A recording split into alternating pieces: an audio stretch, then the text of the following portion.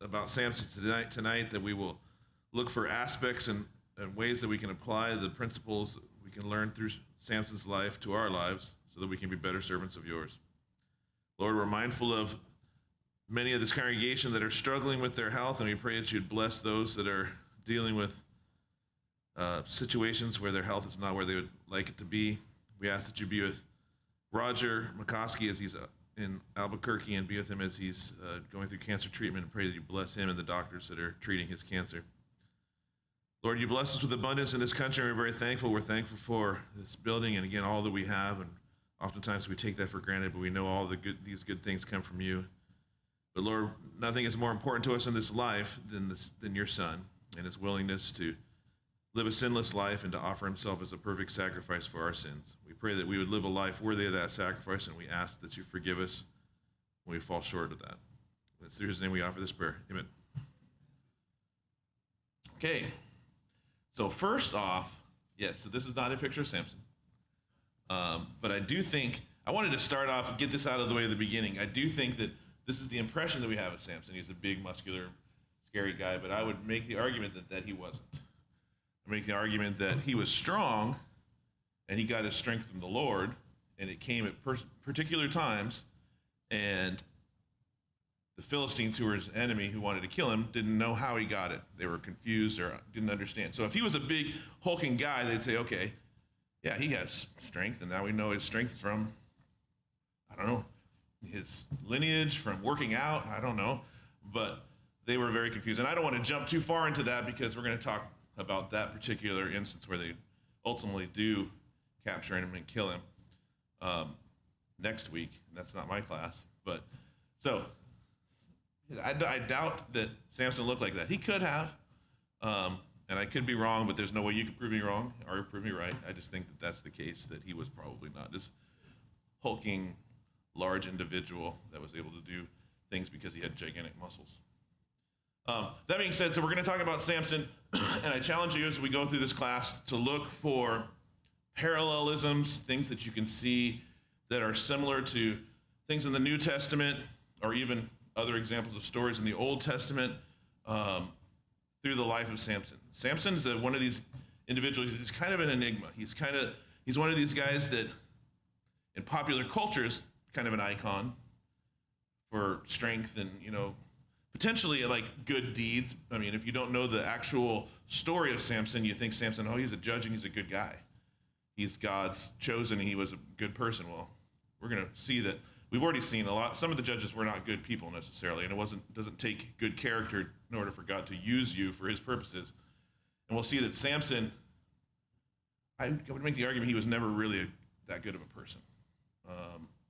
He did, and we'll see that. And I'll defend my position on that as we go. You can disagree with me on your interpretation of how the story works out.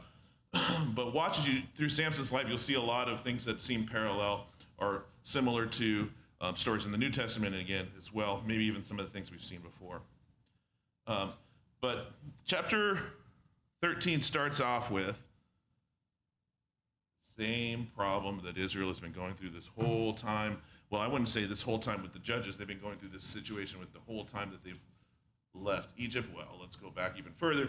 So since they've been a nation, they've had this problem where they relied on God, and in their time of need, they got comfortable, and then they forgot God. They forgot about him and started doing what was right in their own sight.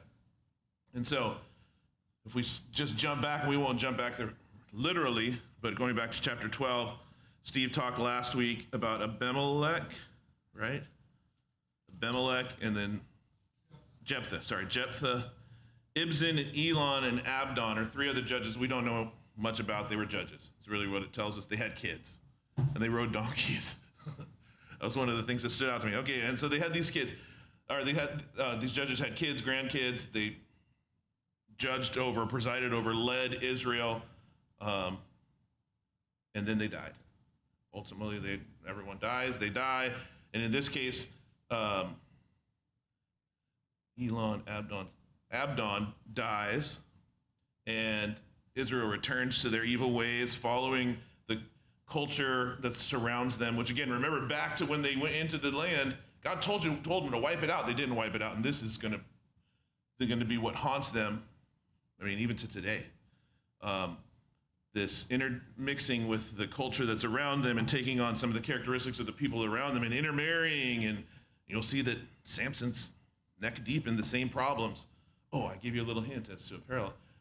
I'll give you my parallelism at the beginning. Samson is an example of the up and down life that the Israelites went through. He's a embodiment of the relationship the Israelites had with God, and we'll see through a lot of the mistakes he makes.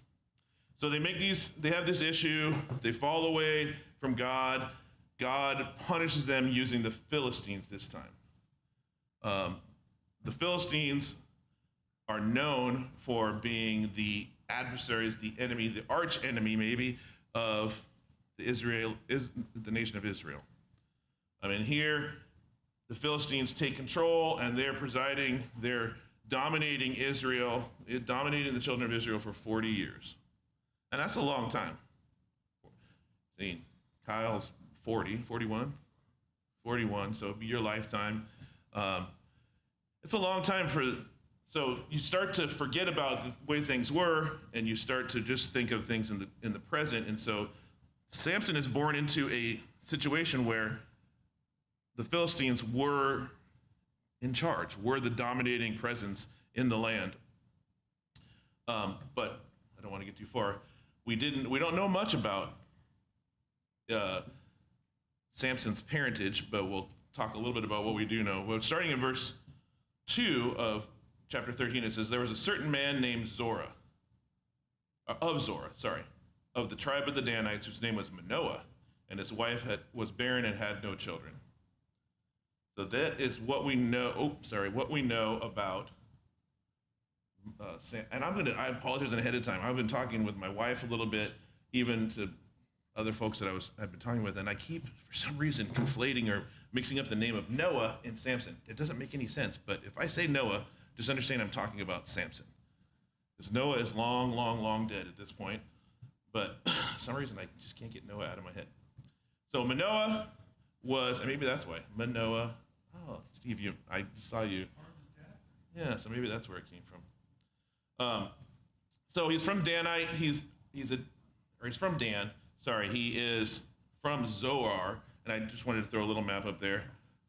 Just right next to Jerusalem. Well, right next, approximately 15 miles or something like that from Jerusalem. Not that it matters, but it's just interesting. That's where he's from, southern part of the country. Don't know the mom's name. We know she was the wife of Manoah. So trivia question, if you want to know what is Samson's mother's name, it's the wife of Manoah. We also know that she was barren, but that both of them were faithful.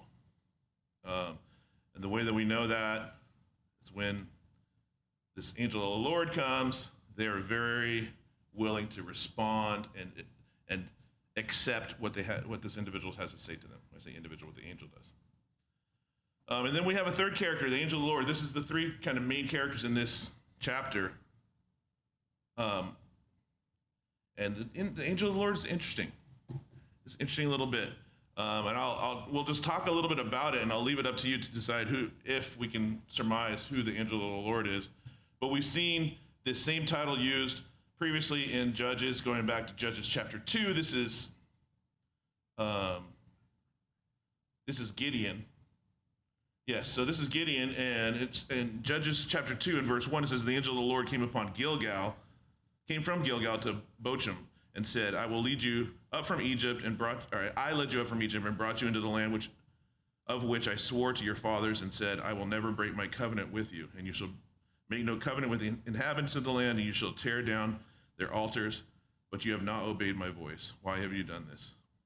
So certainly this angel of the Lord that was speaking here was a voice for the Lord, was the mouthpiece of the Lord, using proper pronouns. I did this. I was there. There are some, I'll just tell you right now, there are some that think this could be Jesus. There's no way for us to know, I'll tell you. And I hesitate in saying that because there's no way for us to know, but it's cool to think about it, to think that maybe this is who this is. Also, going to Judges chapter 6,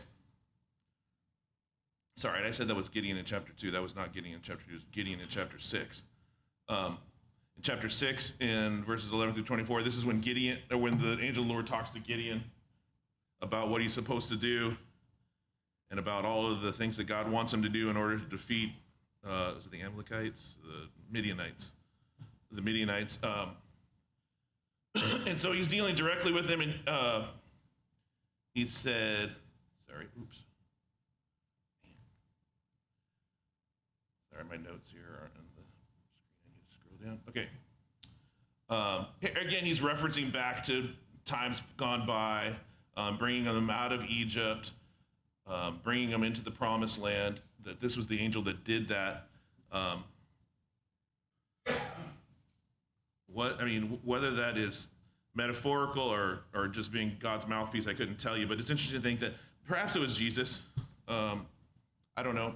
But I know that in 1 Corinthians chapter 10, verses 1 through 3, it says, For I do not want you to be unaware, brothers, that our fathers were all under the cloud, and all passed through the sea, and all were baptized into the Moses in the cloud and in the sea, and all ate the same spiritual food, and all drank from the same spiritual drink, for they drank from the spiritual rock that followed them, and the rock was Christ. I don't want to belabor the point anymore, but that certainly the angel of the Lord was actually a direct communication from God. This was an angel that was the mouthpiece for God. I mean, that's the term angel means. It's really like a messenger. But he went to, and I skipped a little bit of the story, but he went to visit Noah's wife, Samson's mother. I wish I had a proper name for her. Manoah. Bar Manoah. Or we could just say, I don't know, Samson's mom. He came to visit her and told her, she was barren, remember, but he tells her that she's going to bear a child, and something specific, that he is going to be a Nazirite, take the Nazirite vow. And what is a Nazirite? You might ask, most of you probably know, but if you go back to Numbers, in chapter 6, it gives the list of the things. Here's just kind of a high level of what the requirements were. It was a dedication to the Lord. Usually it was for a period of time. Like you took a Nazirite vow for a week, a month, whatever. In this case with Samson, he is taking a lifelong vow to be committed to the Lord. It could be a man or a woman based on Numbers. They were supposed to avoid wine and or strong drink. They couldn't have grapes. They couldn't have grape juice. They couldn't have grape seeds. They couldn't eat the skin of a grape. They had to avoid grapes. And they couldn't get a haircut, so no razor could touch their head. We know this, if you know the story of Samson, long hair. And they couldn't touch a dead body, had to remain. And there were specific rules, and you say, well, that was a rule for all the Jews. But this was specific. They had to go through specific things, requirements, if they came in contact with a dead body or someone that had touched a dead body. And so these are the requirements for this vow. Interesting thing about it for Samson's mom is that she had to follow them as well. We know in modern practice, women that are pregnant shouldn't drink alcohol.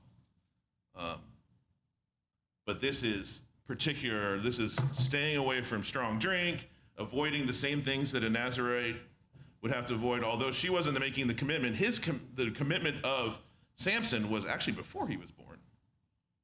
It was when he was conceived, she was to remain separated from these things that those that were making this vow would keep. So let's pick up in verse 3, it says, And the angel of the Lord appeared to the woman and said to her, Behold, you are barren and have not borne child, but you shall conceive and bear a son. Therefore be careful and drink no wine or strong drink and eat nothing unclean. For behold, you shall conceive a son and bear a son, and no razor shall come upon his head, for the child shall be a Nazirite to God from the womb, and he shall begin to save Israel from the hand of the Philistines. Interesting tense there too, that it talks a little bit about Samson's future, but Samson's future was it seems unclear, because he will begin a process of ridding the Israelites of the Philistines. but it doesn't say that he will conquer them or will lead them to conquer them. So certainly there was some level of foreknowledge about what Samson was going to do in his life. Let's see, and it's, so then the woman came and told her husband, and this is Manoah, a man of God came to me, and his appearance was like the appearance of an angel of God. Very awesome. Sorry, I need to go to the next slide. I did not ask him where he was from, and he did not tell me his name, but he said to me, behold, you shall conceive and bear a son. So then drink no wine or strong drink, and eat nothing unclean, for the child shall be a Nazarite to God from the womb to the day of his death. So the angel of the Lord comes with a message. And it's not just you're going to have a son, but you're going to have a son, and he's going to keep a vow. And what does it say? Did she recognize that it was an angel? Well, she said he had a face. The appearance said a man came to her. So she saw him as a man. He came in. So this is not somebody that came in like wings and, it's like we would typically think maybe an angel would look like based on the drawings we see or the movies that we watch. But this was a man, human man, came to her and told her these things, had an appearance like an angel, so he was clearly looked different. But I don't think at this point she thought she was an angel, because we'll see later, once they realize it, it causes them to react. Here, it didn't react, but I do think his appearance caused her to not do things that she normally would have done, like ask him his name or ask him where he's from, where he was coming from. I mean, tradition would say that. I mean, just the culture would say that. How far are you traveling from? How can I help you? What can I give you something to eat or something to drink? Typically, that's what we had seen folks in this culture do when they meet strangers coming to them and talking to them. So the angel visits her and leaves in some way or another. And her first reaction is to go to tell her husband about it. And so she goes to her husband and says in verse 6, and told her husband, a man of God came to me, and his appearance was like the appearance of an angel. So she went to him and told him the story about what had happened, and Manoah's response was asking God for him to come back. He wants to see it. He wants to talk with him. And not so much he wants to see him, but he wants to talk with him. He wants to know, I think his biggest interest is he wants to know what's going to become of Samson. Because his first question is to the man. He says, in verse 9, it says, and God listened to the voice of Manoah, that is asking for the angel to return. And the angel of God came again to the woman as she sat in the field, but Manoah, her husband, was not with her. So the woman ran and got him. And behold, she tells him, behold, the man has come back. And Manoah, in verse 11, arose and went after his wife and came to the man and said to him, are you the man who spoke to this woman? And he said, I am. And Manoah's first question is, now, when your words come true, what is it to be the child's manner of life, and what is his mission? So Manoah is, I want to know, what are we supposed to do? Is he going to become something important? I mean, that's the way I hear it. But it's certainly, he wants to know more about Samson, his child, who is unnamed at this point, what his purpose was going to be, because he's certainly going to be dedicated to God. The Nazarite vow makes that very clear. But he wants to know what's going to happen. And the angel doesn't even address that. In fact, he goes back to saying, let's see, and God listened to the voice. Oh, no, oops. Sorry.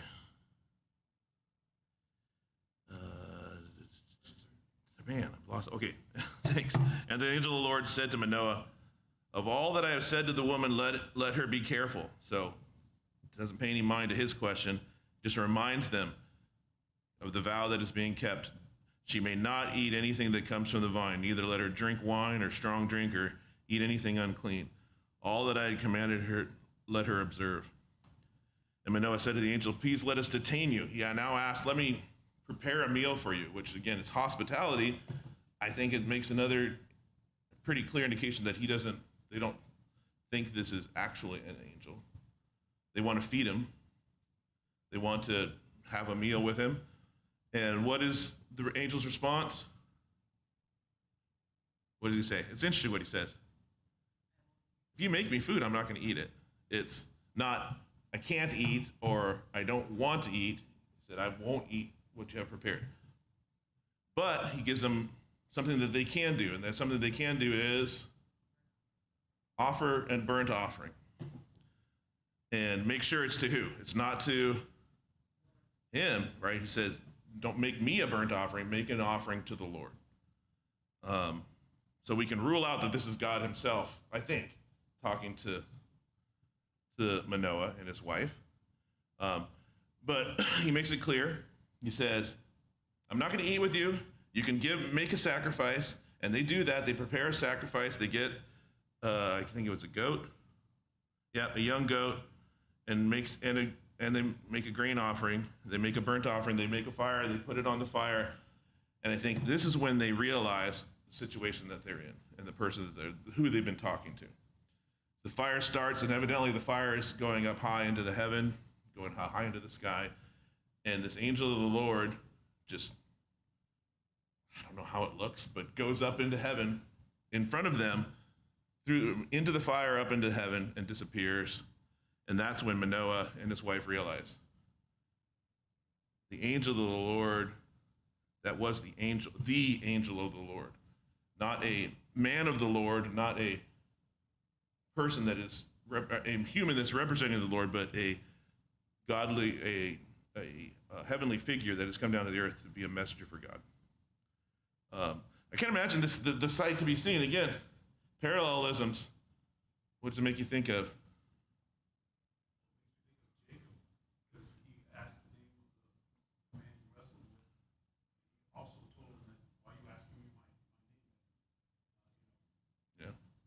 Yeah, I think that what we see from angels typically is that they are very conscientious of making sure that it's not about them. They're about doing the work and God getting the glory, and that's all it's about. And I think, for some reason, Elijah is the one that came to my mind in getting caught up into the air, and just watching him go. Yeah, and the chariot, yeah, but the chariot's fire were in it, but it was fire and fire, so yeah. And so so the angel of the Lord goes, Manoah and his wife instantly drop down, and they instantly are penitent. I think Manoah's first reaction is what? We're going to die. I think that's, like, we saw the face of God, and we know what happens to the people that see the face of God. They can't live. And I would say, who of the two was the more reasonable? The wife said, if he wanted to kill us, he would have killed us. Why would he have told us about what's going to happen in the future if we are meant to die? And so it's interesting, I think, that even though these are very small players in the grander story, and we know very, very little about them, what's demonstrated certainly is their faith, is that they acted in the best way they possibly could based on what they understood. They thought the angel of the Lord wasn't necessarily an angel. It seems like that it was a man, and they were showing hospitality and wanted to know more, but they believed the message that they were told. We've seen plenty of examples of barren women being used for God's purposes to have children. And again, another kind of parallel. They had faith that although she was barren, and certainly they weren't young, that God was going to fulfill that promise. And so, as we get to the end of chapter 13, Samson is born. His parents make it through the interaction with the angel of the Lord. They follow through. Clearly, she didn't have any wine or strong drink or eat anything unclean. Samson is born. And it says in verse 25 or verse 24, and the woman bore a son and called his name Samson, and the young man grew, and the Lord blessed him, and the Spirit of the Lord began to stir him in Menadan between Zorah and Eshtaol. So the Spirit of the Lord's moving him, and that's really what I wouldn't say his superpower. It's not really a superpower, but it's God working through him. that's where his power comes from, and we'll see that remaining consistent not only in the next chapter, but in the next few chapters and through the story of Samson all the way to his death, which is interesting that what the angel of the Lord said, he will remain a Nazarite from the day he is born to the day he dies. Wait, oh, don't ruin, spoiler alert. So he does have issues, though. And that's why going back, at this point, Samson is guilty of nothing. Samson is just born, right? But he has requirements that are above the normal requirements, say, for a Israelite baby. But we're going to jump into chapter 14, which is some cool, interesting things, demonstrates God's power working through Samson. This is actually a picture of a lion that would have lived around the time or in Palestine, in that area. They're only alive, I can't remember what the name of them are, but they only live now in India, but they were prominent throughout all of like the southern Asia, but going back to this time. And that'll play, it plays an interesting role in demonstrating Samson's power and some of his craftiness and trickery that he plays. But Samson, between chapter 13 and chapter 14, grows up to the point where he's ready to get married. But let's pick up in chapter 14 and verse 1. And it says, Samson went down to Timnah, and at Timnah he saw one of the daughters of the Philistines. And then he came up and told his father and mother, I saw one of the daughters of the Philistines at Timnah. Now get her for me as my wife. But his father and mother said to him, is there not a woman among the daughters of your relatives or among all our people that you must go to take a wife from the uncircumcised Philistines? But Samson said to his father, get her for me, for she is right in my eyes. His father and mother did not know it was from the Lord, for he was seeking an opportunity against the Philistines. At that time, the Philistines ruled over Israel. So we get a little precursor. Here's something's going to happen. God's going to use it for his purpose. Samson clearly is not using it for the same purpose that God is intending it for. Samson's using it, and this is a story I'm glad we had some young gentlemen in here. Just because it looks good to your eyes doesn't mean it's a wise choice. In fact, in Samson's case, twice, he makes a really bad decision based on what he sees, but not what he knows. And let's talk a little bit about it. So I get into why, Samson? Why? You know. What does Samson know? Samson had God-fearing parents. And again, let's look at some parallelisms even for our lives. Samson was dedicated to God from birth. He knew what he could and couldn't do. He knew the things that he had to avoid, he had to stay away from, because his parents would have ingrained that in his heart from the very beginning. He certainly knew the laws of his people. He knew he had the Spirit of the Lord in him and was able to allow him to do things that normal men couldn't do. And he knew the Philistines were the enemy of his people. He knew all these things, all of them. And they make very clear designations. There's a line. It's a very clear line. And Samson knew where the line was. Boys, all young people. If there's any young females, I don't see any, but all of us that seek to be servants of God, we know what God's expectation is. The closer we get to that line, the closer we get to death. The closer we get to God, being separated from God. But Samson knew all about these things. He would have, to the best of our knowledge, he would have kept all of the requirements of the Nazirite vow. To this point, we know he did. He has long hair, and that ends up being, I don't want to spoil it, Kevin's teaching next week, I think, and the hair plays a big part in what happens. I think we all know that story, but this covenant that he's made with God is important. Like Steve had already mentioned, he forsakes it in many, many different ways, and we're going to go into those all those different ways in a minute. But so in chapter 14, he goes to an Israelite town, sees a Philistine woman. She's pretty. I want her for my wife. The culture was the parents set up the marriages, and so this begins the process of I would say the downfall. It is a slow and steady downfall for Samson. So he makes a lot of mistakes. The first one he does is he sees a girl and decides that's it. She's for me, I'm for her. And not only that, but he talks to his parents, as we read, he talks to his parents and says, make this happen. And his parents, and I see that, it sounds like a pretty blanket statement, but I see them more as pleading with him. Samson, there are girls here. There are women in your family. There's women from our nation. Can you not find somebody that satisfies you from amongst them? And I don't know if Samson's a teenager or a young adult. Somewhere in a pretty immature response is, no, this is the one. This is the one for me. So Samson's parents do compromise. They do relent, and they do say, okay, Samson, this is what you want. We'll make it happen. How many of us parents have done that before? We know our kids are wrong for wanting what they want, but it's not that bad. We'll just let it happen this one time. He'll be happy. He'll care about. He'll love us. He'll love us more if we let him have it this one time. And so they make the plan. So we're going to pick up verse 5. Yes, then Samson went down with his father and mother to Timnah, and they came to the vineyards of Timnah. Red alert, right? What is Samson supposed to avoid? Grapes. What's a vineyard? Yeah, well, it's full of grapes. I mean, so clearly that is why this is mentioned, because we don't know anything other than he went into a vineyard and that's where he came across a lion. Lion eating grapes? I don't know. And behold, a young lion came toward him roaring. So anybody ever been anywhere at the zoo when you heard a lion roar? I don't care if it's a young lion, it's scary.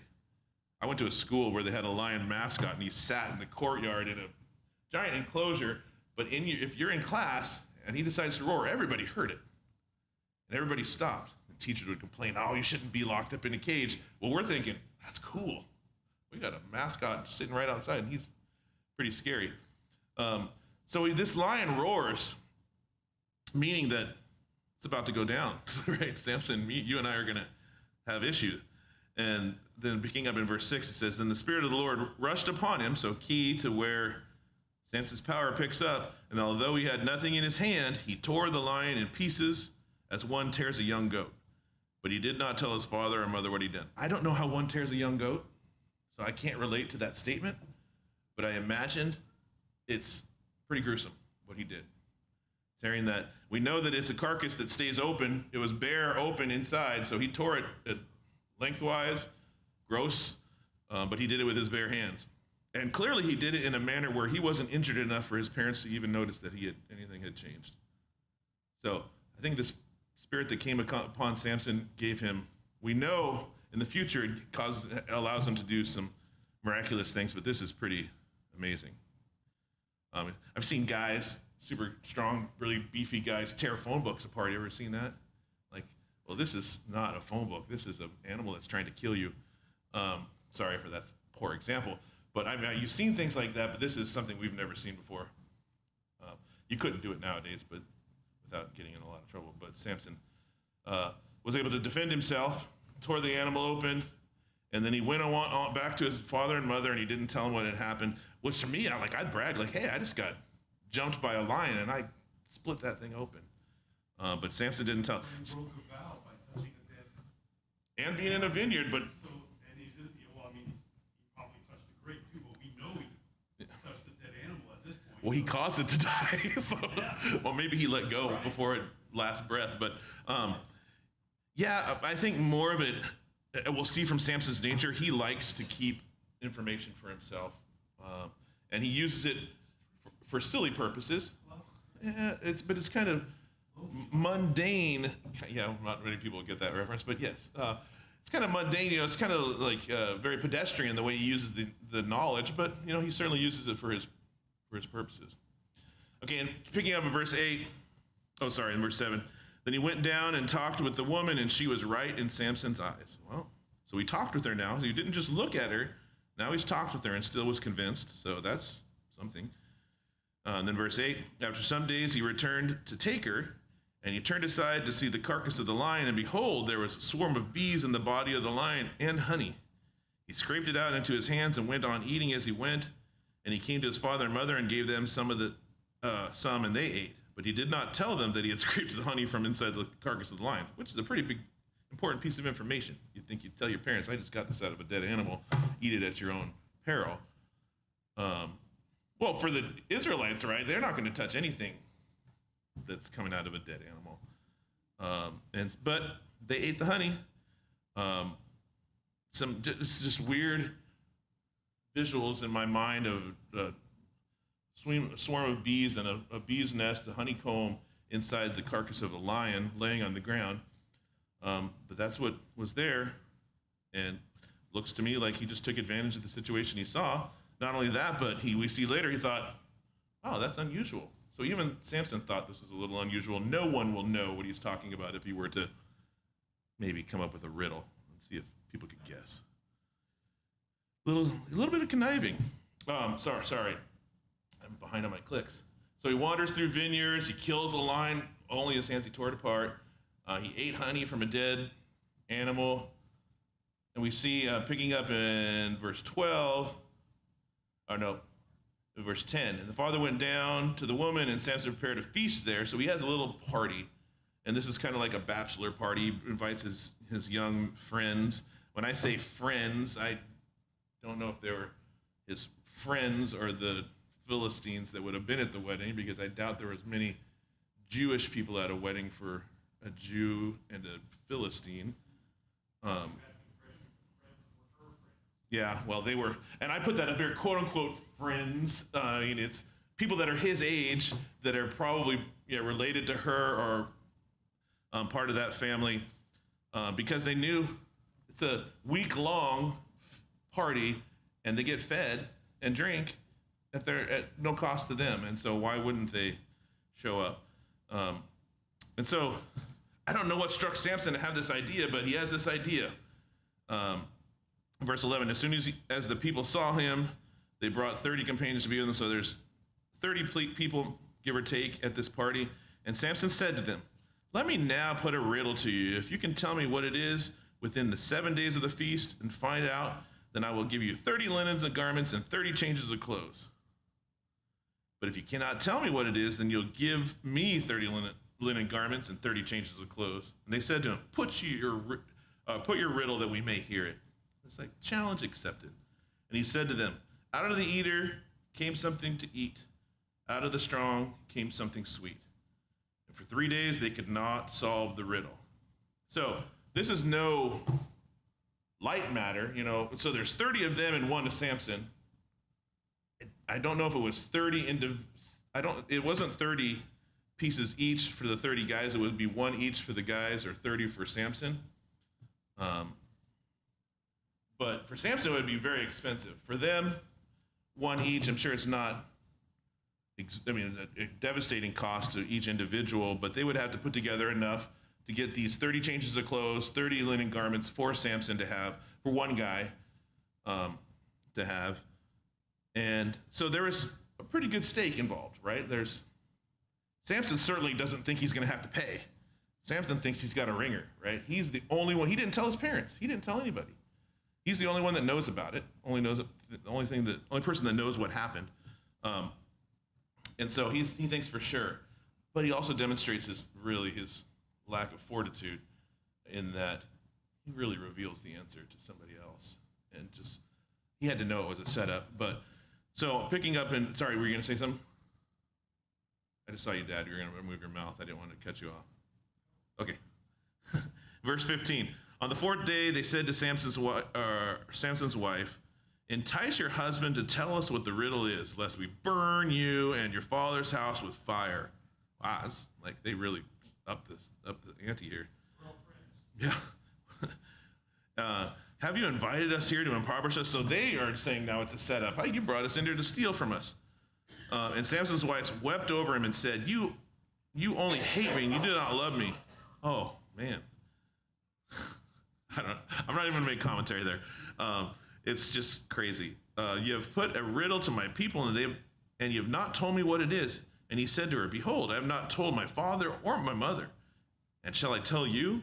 She wept before him the 7 days the feast had lasted. On the 7th day he told her because she pressed him hard. And then she told the riddle to her people. Why, there doesn't seem like there's much pause there.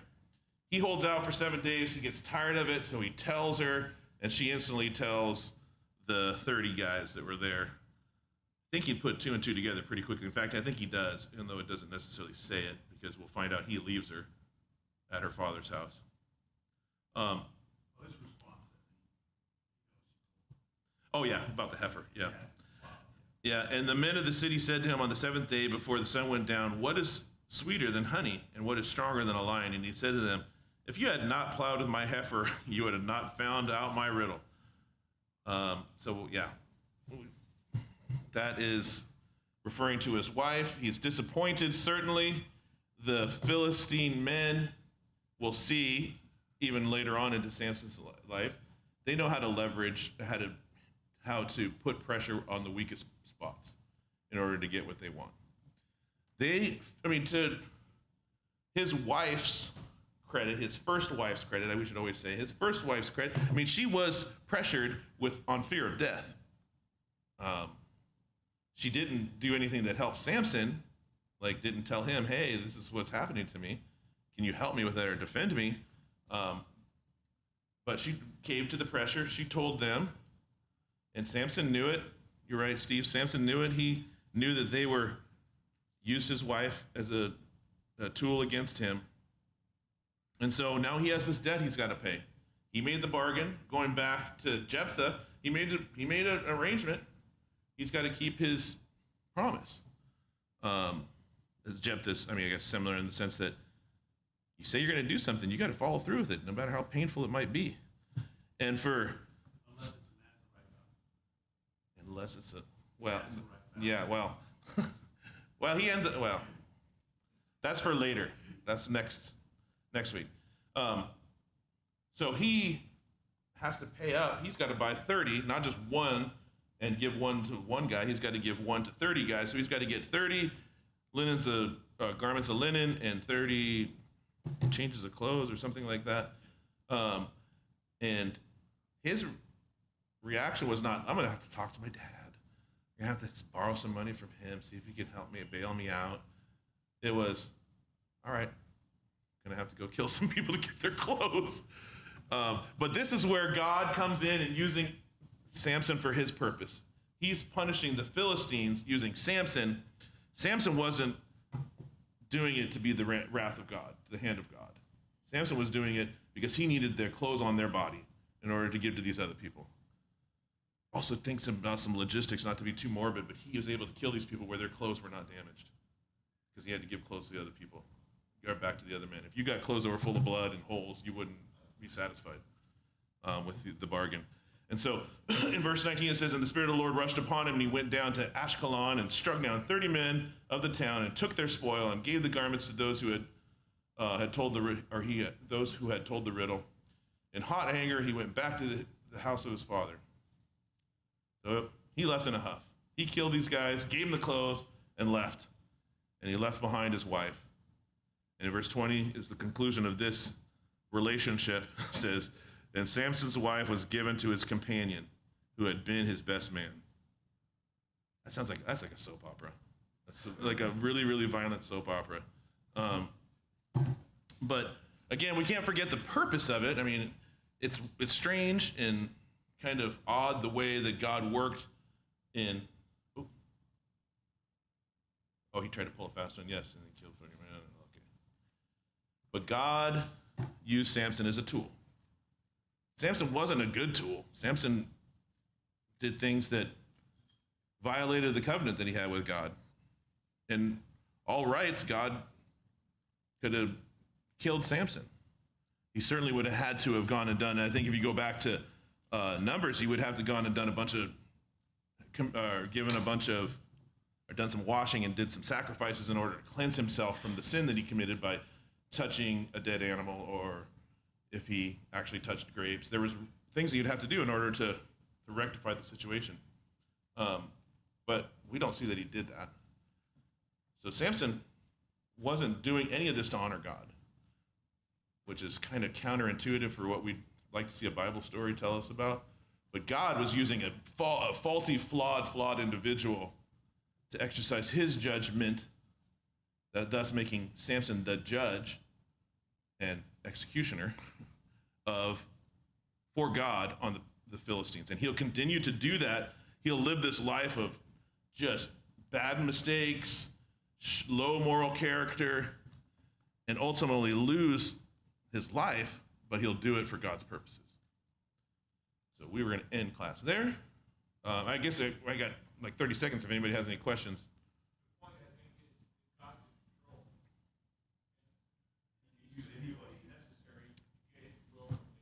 Right. And I mean, to Steve's point, he can use anybody. I mean, God doesn't just use the reformed sinners or those that are devout to serve his purpose. He uses foreign nations, foreign wicked people to exercise his judgment. And he makes the, yes? I think it's two things. I think it's weird. Well, it's ironic his wife ends up dying anyways next chapter. She gets burned to death because of all the stuff he does. But so she ends up getting what happened to her. But what's also weird is in Hebrews 11, same thing with Gideon and a few other people, like they're mentioned, in the heroes of faith. Right. Right. I mean, But I mean, I don't know. and I think, the difference to me between like someone like Gideon and Samson is Gideon was doing things out of faith. We don't see Samson demonstrating any faith. We see him exercising his own lust, like doing things based on his desire. But God uses, that does make it, it again strikes a good point that because people are doing evil or it's evil for their purposes doesn't mean God's not using it as a judgment, a tool for judgment on sinful behavior. When you think of the United States, we're all fearful of that. As the nation turns what seemingly is further and further away from God, at what point does God use another nation to punish nations? That's how it's been since the beginning of time. So, sorry, end on that sour note.